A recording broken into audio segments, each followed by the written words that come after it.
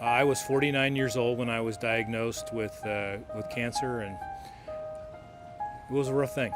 For other men, I have to say, breast cancer is not just for females. You don't lose any of your manhood because you have breast cancer. I'm 6'6", 265 pounds. I'm a big guy. I played every sport, and I had breast cancer, and I'm not embarrassed at all about it. And honestly, I couldn't have been more prepared to have breast cancer, and it's still a shock.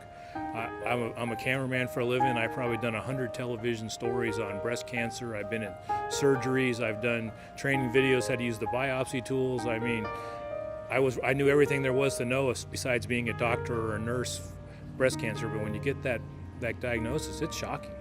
Even when I had a lump on my chest and I pretty much knew what it was because of all the information I've had in the background, it was still a major shock.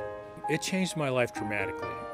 The bottom line is when you get breast cancer and you go through the chemotherapy, and it's a very unpleasant thing, and you learn to grab on tight to the things that really matter, and the money and the cars and all those kind of things don't really mean anything. It's your health and your family members and your friends. That's what's the most important thing.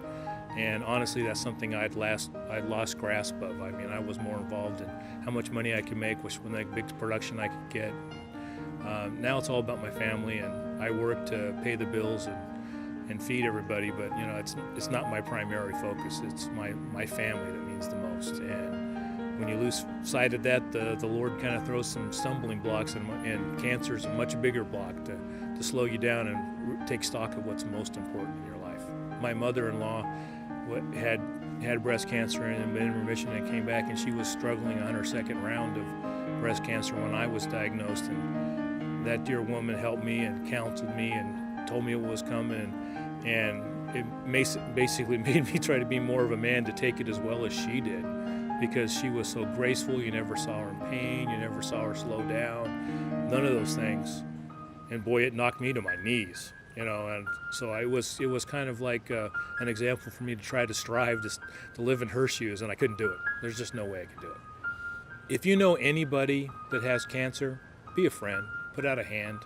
You don't have to say anything, you don't have to be embarrassed. Just walk up and give them a hug. I guarantee anybody who has breast cancer, anybody who has a loss of hair or all their hair gone from going through chemotherapy, they will appreciate your hug. You don't need to say anything. You don't need to be embarrassed. Be their friend. Hug them, let them know that you appreciate them, and it'll make their day better, and it'll make yours. And hopefully someday you won't be in their shoes and need that help too.